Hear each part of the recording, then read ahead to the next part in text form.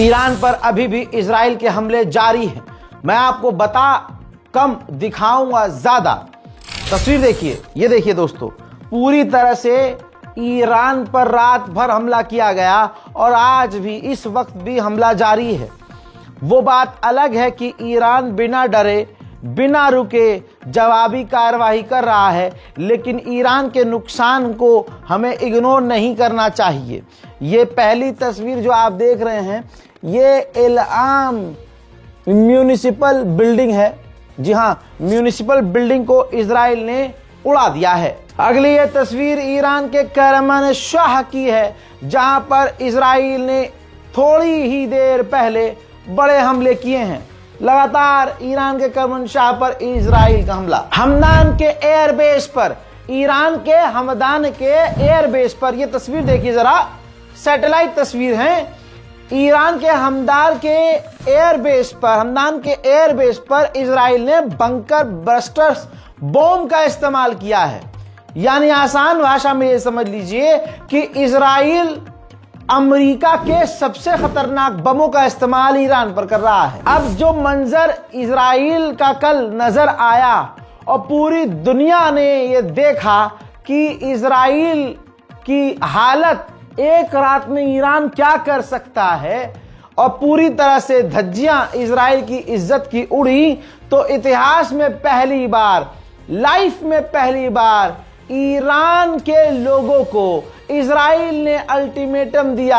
आम लोगों को कहा कि आप अगर ईरान की न्यूक्लियर फैसिलिटी, हथियारों की फैक्ट्री और उनके ऑफिशियल्स बिल्डिंग के आसपास भी रहते हैं तो हट जाइए। यानी इजराइल ईरान को बुरी तरह से और बड़े लेवल पर हमला करके तबाह करने की तैयारी में है। ये वार्निंग सुन लीजिए। اخطار فوری به تمامی افرادی که همکنون و یا در آینده نزدیک در داخل و یا حوالی کارخانجات تولید تسلیحات نظامی و نهادهای پشتیبانی دهنده آنها در کشور ایران می باشند. از شما اهالی محترم درخواست می نماییم برای حفظ جان و امنیت خود فوراً این مناطق را ترک نموده و تا دریافت پیام دیگر به این اماکن باز نگردید.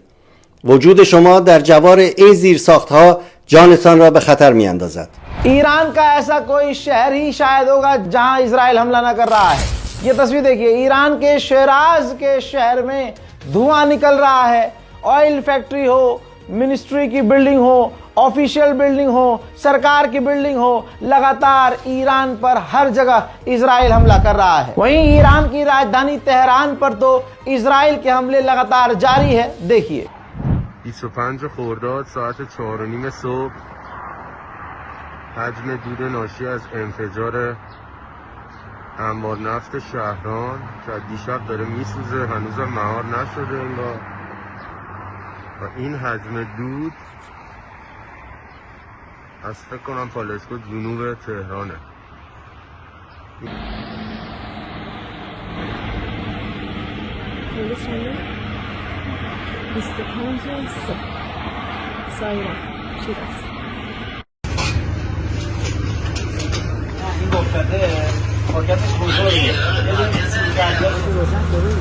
همونه بگی ازشون بری.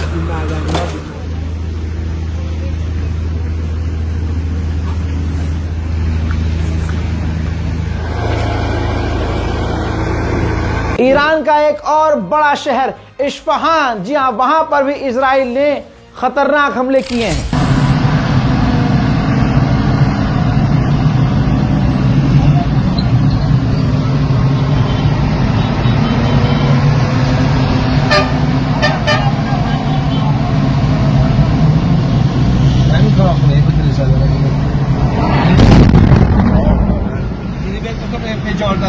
آره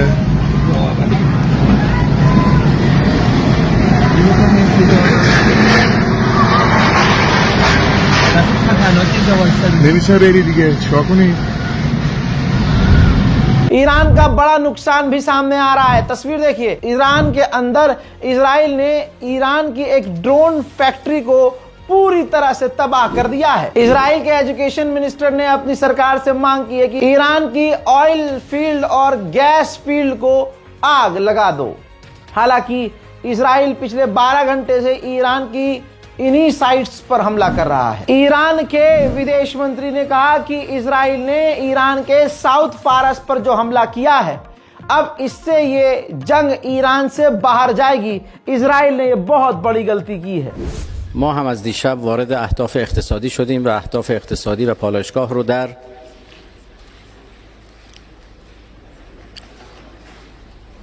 رژیم صهیونیستی مورد حمله قرار دادیم. حمله به عسلویه که دیروز صورت گرفت یک تجاوز آشکار و یک اقدام بسیار بسیار خطرناک است. کشاندن صحنه درگیری به منطقه خلیج فارس یک اشتباه بزرگ راهبردی است. ईरान डे वन से कह रहा है कि अमेरिका इजराइल की फौज के साथ शामिल है। अब ईरान के विदेश मंत्री ने कहा कि हमारे पास सबूत हैं कि हम पर जो हमला हो रहा है उसमें अमेरिका की फौज डायरेक्ट इन्वॉल्व है। ईरान के विदेश मंत्री ने यह भी कहा कि हम तो अमेरिका को एक नया ऑफर देने वाले थे जिससे हमारी और अमेरिका की बातचीत बन जाती, डील हो जाती, लेकिन इजराइल ने सब खराब कर दिया। और अब अमेरिका कह रहा है कि इजराइल के साथ हम इस हमले में शामिल नहीं हैं, और अगर हम मान लें कि अमेरिका हमारे ऊपर हमले में इजराइल के साथ शामिल नहीं है तो अमेरिका इजराइल के इस हमले की निंदा करे। इजराइल का क्या ही नुकसान किया है ईरान ने, ये इसलिए ज्यादा खास बात हो जाती है क्योंकि ईरान से उम्मीद ही नहीं की जा रही थी कि ईरान कुछ करेगा। खुद इजराइल कह रहा था कि ईरान कुछ नहीं कर सकता, लेकिन क्या 12 घंटे में ईरान ने तेल अवीव और इजराइल के दूसरे इलाकों का हाल किया, आपने देखा। अब ईरान के विदेश मंत्री ने यह भी कहा है कि अगर इजराइल हमला बंद कर दे तो हम भी शांत हो जाएंगे। वहीं ईरान ये गारंटी भी देने को तैयार है कि ना हम न्यूक्लियर बना रहे थे ना हमें न्यूक्लियर बनाना है, हम गारंटी आपको देने को तैयार हैं। अमेरिका से कह रहा है ईरान, हम गारंटी भी दे सकते हैं कि हम न्यूक्लियर बनाना नहीं चाहते। हालांकि कल रात ये अपडेट भी आया कि इजराइल ने कहा कि ईरान ने 15 परमाणु बम बना लिए थे। उधर ईरान भले ही ये बातें कह रहा है, लेकिन दूसरी तरफ ईरान के विदेश मंत्री पूरी तरह से एक्शन में नजर आ रहे हैं। ईरान के विदेश मंत्री ने दोहराया है कि इस वक्त ईरान के न्यूक्लियर साइट्स पर हमला करके इजराइल ने तमाम रेड लाइन को क्रॉस कर दिया है। हजरात, ईरान ने इजराइल की एक रात में ऐसी हालत कर दी है कि इजराइल अपने साथी देशों से कह रहा है कि ईरान से कहो कि बातचीत कर ले, ईरान से कहो कि ठीक है। दोस्तों, फ्रांस, जर्मनी और ब्रिटेन तुरंत सामने आ गए हैं। कहा है ईरान से, सरकार आप कहिए तो हम मीडिएशन करें, ये जंग रोक दीजिए। अब सोचिए, यहां भारत के आड़ भक्त बिना किसी मतलब के इजराइल को सपोर्ट कर रहे हैं। वो इजराइल जो इनकी अम्मा को काट के खाता है, गौ माता को काट के खाता है और इनके भगवान का कई बार अपमान कर चुका है, लेकिन वो अपमान करता है, माफी मांग लेता है, ये इनको और कैसा मजा आता है, ओह ये इजराइल आगे बढ़ो, हम तुम्हारे पीछे हैं चाटने के लिए। दोस्तों, ये देखो, अंध भक्तों के पिता, महापिता, अमेरिका के अखबार न्यूयॉर्क टाइम्स में लिखा है कि ईरान की अभी भी न्यूक्लियर प्रोग्राम्स बची हुई हैं।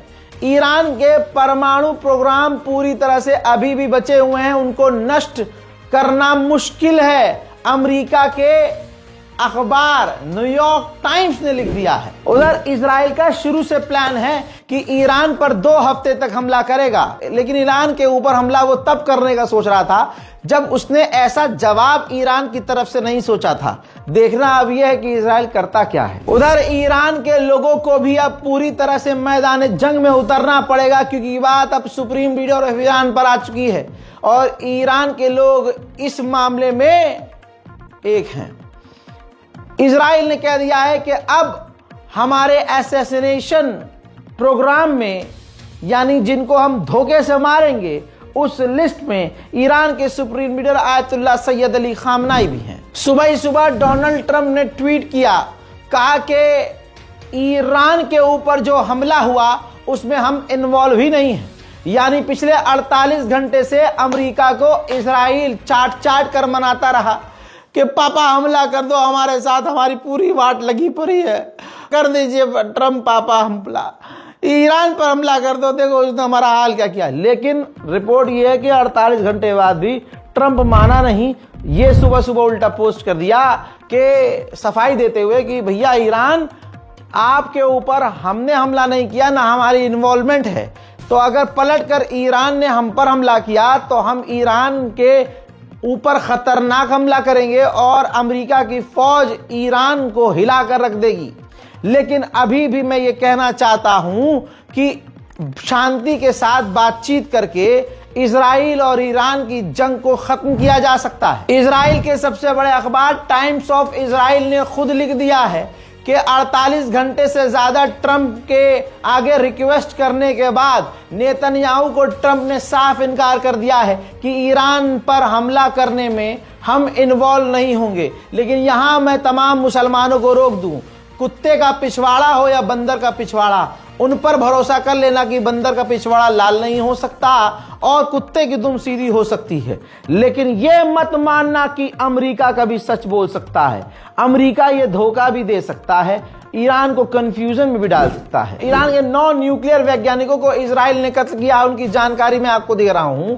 पहले हैं डॉक्टर फरीदून अब्बासी, दूसरे हैं डॉक्टर मोहम्मद मेहदी तहराची, तीसरे हैं अब्दुल हमीद, चौथे हैं अहमद रजा जुल्फर गरी, पांचवें हैं अमीर हुसैन फकीही, छठे हैं मुतालिब जादे, सातवें अली बुखोई, आठवें सईद बर्जी, नवे मसूद असगरी। ईरान को जो नुकसान हुए हैं वो भी दिखाए हैं मैंने आपको, और इजराइल को जो रात भर में ईरान ने तबाही दिखाई है वो भी मैंने आपको दिखाया है। लौट रहा हूं थोड़ी ही देर में और बड़ी जानकारी के साथ। तब तक के लिए जय हिंद। रिपोर्ट को शेयर करना मत भूलिएगा और चैनल रजा ग्राफियन स्क्रिप्ट को सब्सक्राइब कीजिएगा। जय हिंद।